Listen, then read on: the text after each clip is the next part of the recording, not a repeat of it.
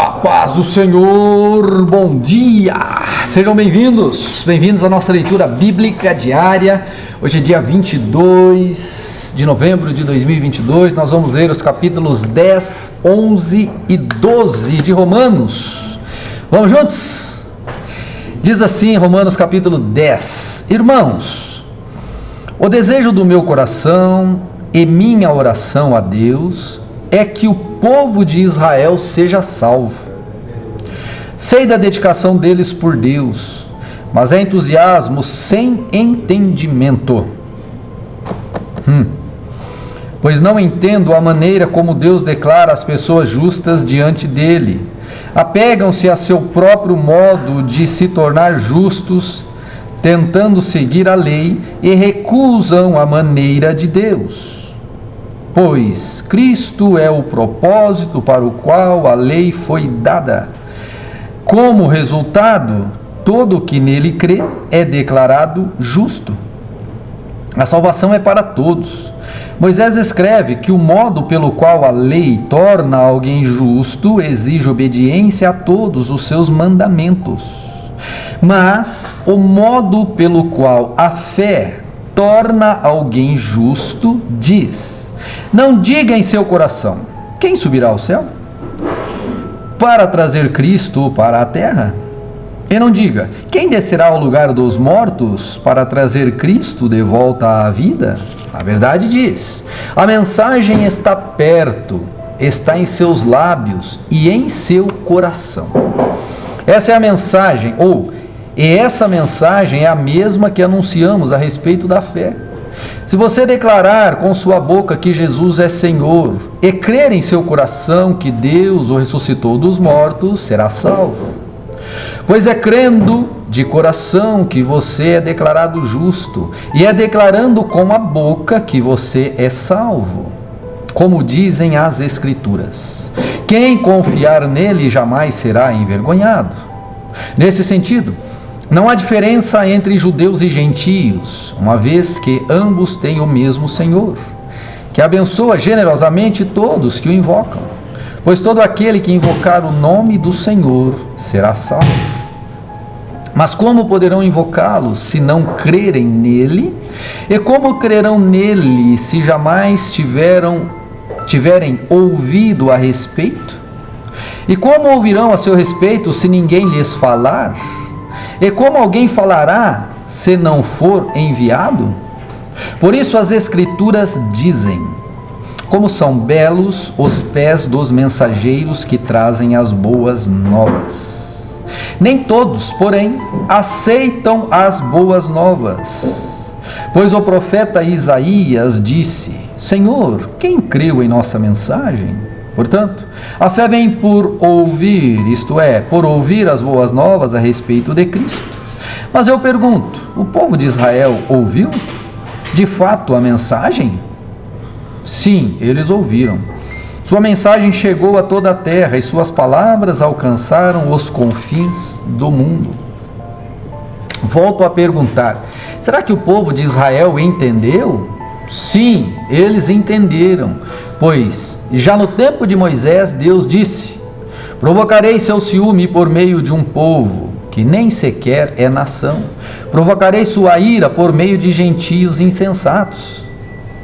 E mais tarde, Isaías se pronunciou com ousadia: fui encontrado por aqueles que não me procuravam. Revelei-me àqueles que perguntavam por mim. Ou revelei-me àqueles que não perguntavam por mim.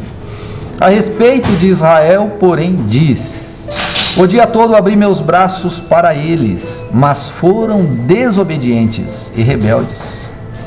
Capítulo 11 diz assim: então pergunto, Deus rejeitou o seu povo, a nação de Israel? Claro que não. Eu mesmo sou israelita, descendente de Abraão e membro da tribo de Benjamim.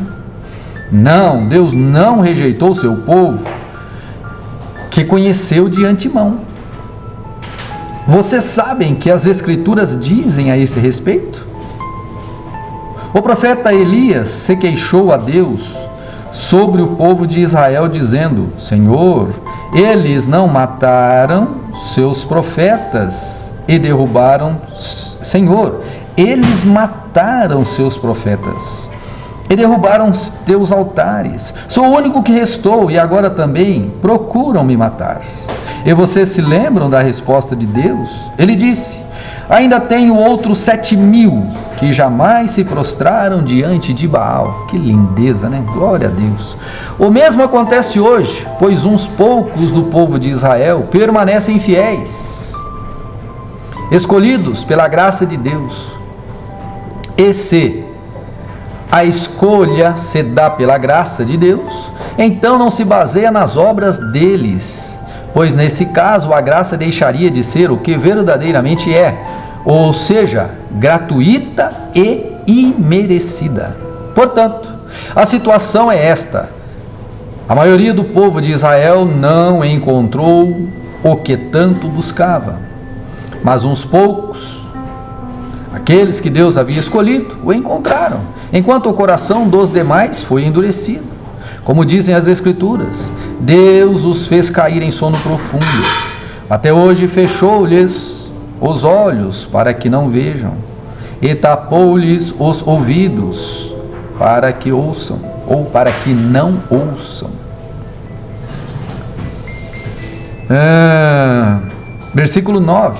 Da mesma forma, Davi disse: que sua mesa farta se transforme em laço, em armadilha, que os faça pensar que tudo vai bem, que seus privilégios os façam tropeçar, e que recebam o que merecem, que seus olhos se endureçam para que não vejam, e que suas costas fiquem encurvadas para sempre. Acaso o povo de Deus tropeçou e caiu sem possibilidade de se levantar? Claro que não. Foram desobedientes e por isso Deus tornou a salvação acessível aos gentios, para que seu próprio povo sentisse ciúme. Se os gentios fossem enriquecidos, porque os israelitas fracassaram ao rejeitar a salvação que Deus lhes oferece, imaginem como será maior a bênção para o mundo quando Israel for plenamente restaurado. Dirijo-me especialmente a vocês, gentios, e uma vez que fui designado apóstolo aos gentios, enfatizo isso, porque desejo que, de algum modo, o povo de Israel sinta ciúmes, e assim eu possa levar alguns deles à salvação. Versículo 15. Pois se a rejeição deles possibilitou ao resto do mundo se reconciliar-se com Deus, a aceitação será ainda mais maravilhosa. Será vida para os que estavam mortos. Se a parte da massa entregue como oferta é santa, então toda ela é santa. E se as raízes da árvore são santas, os ramos também o serão. Mas alguns desses ramos, alguns do povo de Israel foram cortados. E vocês, gentios, que eram ramos de uma oliveira brava, foram enxertados na árvore. Agora, portanto, participam do alimento nutritivo que vem da raiz da oliveira especial de Deus. No entanto, não devem se orgulhar de terem sido enxertados. Está indo já, Luiz? Está indo já? Eu vou tomar banho. Então tá bom. Então Deus abençoe. Vai na paz. Quem é que for, eu vim pra cá. Ele falou que Vai com Deus. 3 horas seria a última. Deus abençoe. Versículo 18. No entanto, não devem se orgulhar de terem sido enxertados no lugar dos ramos que foram cortados, pois é a raiz que sustenta o ramo e não o contrário.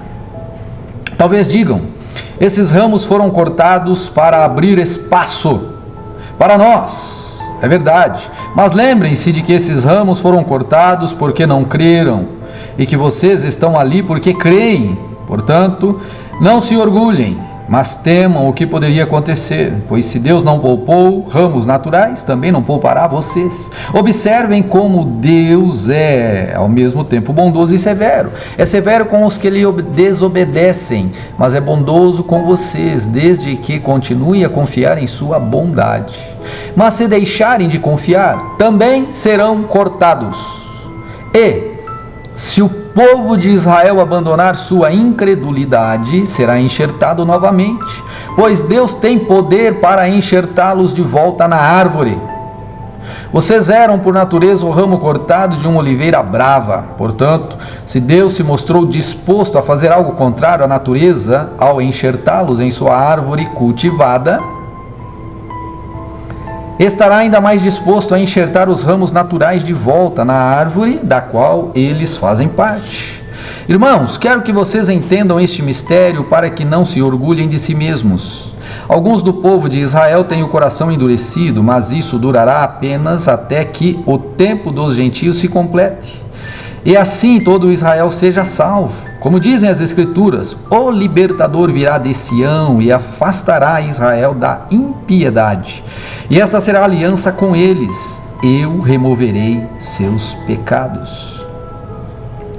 Muitos do povo de Israel serão como inimigos das boas novas, e isso beneficia vocês, gentios. No entanto, porque ele escolheu seus patriarcas, eles são o povo que Deus ama. Pois as bênçãos de Deus e o seu chamamento jamais podem ser anulados. Em outros tempos, vocês, gentios, foram rebeldes contra Deus, mas agora, por causa da desobediência deles, vocês receberam misericórdia. São os rebeldes, e Deus foi misericordioso com vocês, para que eles também participem da misericórdia dele. Pois Deus colocou a todos debaixo da sua desobediência, para que de todos tivesse misericórdia. Como são grandes as riquezas, a sabedoria e o conhecimento de Deus! É impossível entendermos suas decisões e seus caminhos. Pois quem conheceu os pensamentos do Senhor? Quem sabe o suficiente para aconselhá-lo? Quem lhe deu primeiro alguma coisa para que ele precise depois retribuir? Pois todas as coisas vêm dele, existem por meio dele e são para ele. A ele seja toda a glória para todos sempre. Amém. Capítulo 12. Portanto, irmãos, suplico-lhes que carreguem seu corpo ou que entreguem seu corpo a Deus, por causa de tudo que ele fez por vocês. Que seja um sacrifício vivo e santo, do tipo que Deus considera agradável.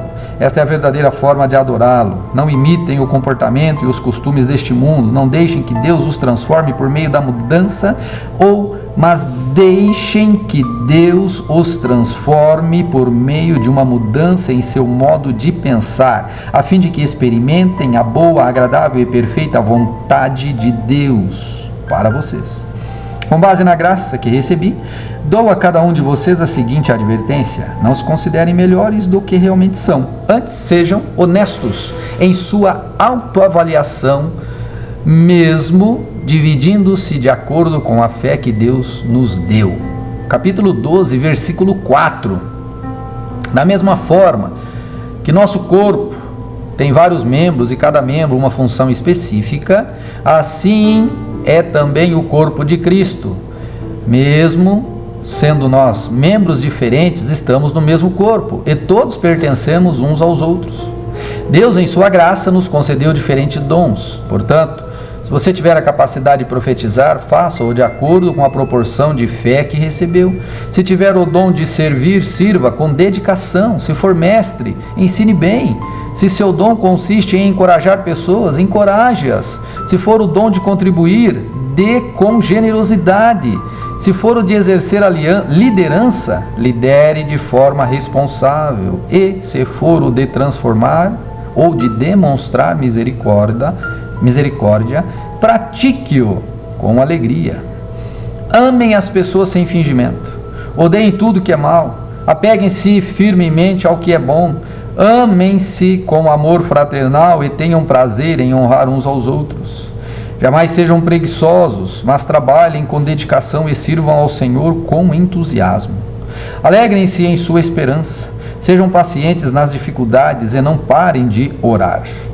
Quando membros do povo santo passarem por necessidade, ajude com prontidão. Estejam sempre dispostos para praticar a hospitalidade.